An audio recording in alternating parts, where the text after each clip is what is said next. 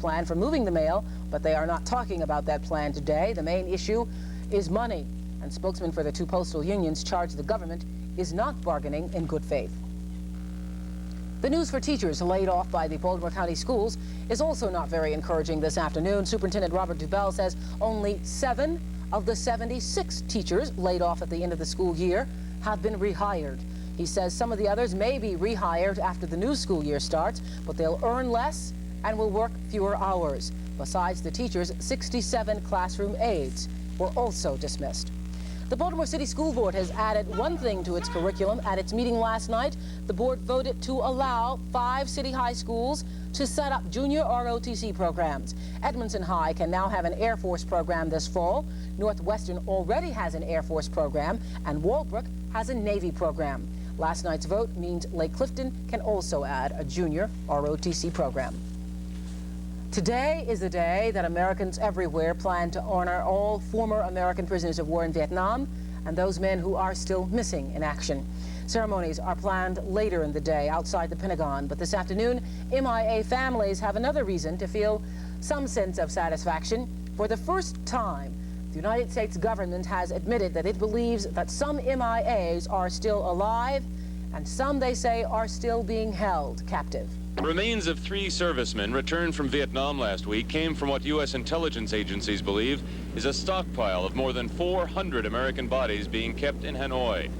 And now, for the first time, the director of the Defense Intelligence Agency, General Eugene Tai, says he believes that an undetermined number of living Americans are also being detained in Southeast Asia. That American servicemen are still living in Indochina, yes, and sir, that there are still, and this is a somewhat different question, American servicemen being held against their will in Indochina. My conviction would be yes in answer to both questions, sir. General Tai's statement is considered a milestone by the National League of Families of MIAs and POWs. General Tai's statement is not only accurate, but entirely correct, and I would suggest to the higher administration authorities of this government that they take cognizance of that remark, because there are men alive over there, there's no doubt about it. Although the Vietnamese insist they have no knowledge of living Americans in Indochina, America's top authority on Vietnam prisoners of war is now openly challenging their claim. Ron Miller, ABC News, Washington. The White House is expected to announce sometime later today that it will send a shipment of F-16 fighters to Israel. Israel has paid for the jets, but the Reagan administration froze that shipment after the Israeli raid on Iraq's nuclear reactor. But White House officials say it is very difficult to prove Israel broke U.S. law when it used the jets in that raid, and they say any misunderstandings over the use of the jets were cleared up when diplomats met with Prime Minister Begin over the weekend.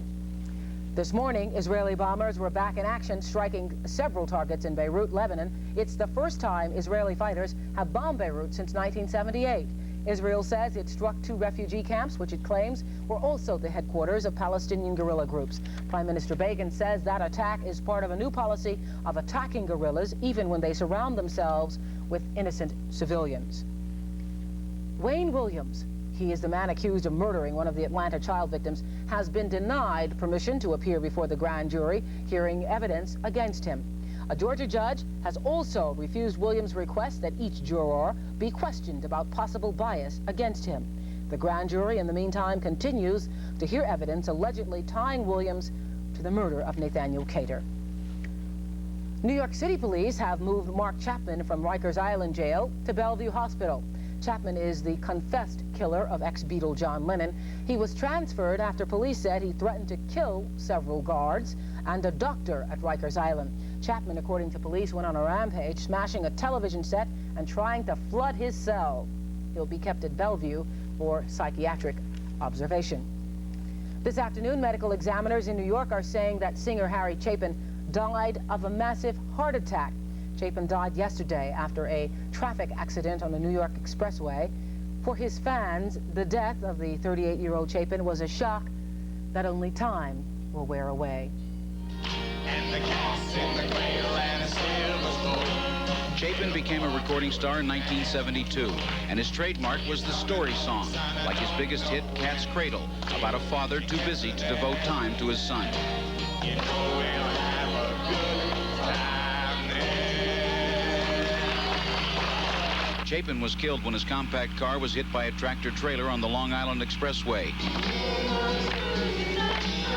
Last night, Harry Chapin was to have appeared at a free outdoor concert on Long Island, and his fans came even though the concert was canceled.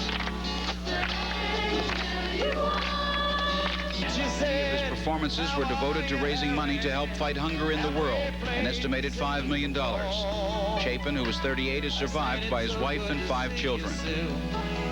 Had to play it out just once more. Play it out just once more. Songwriter Harry Chapin, dead at the age of 38. This afternoon, there is reason to be cautiously optimistic about Jerry Lee Lewis. The rock and roll star remains in critical condition, however, in a Memphis hospital.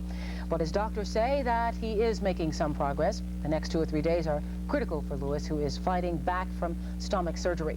Over the weekend, doctors only gave Lewis a 50-50 chance of surviving. And while they haven't backed off those odds,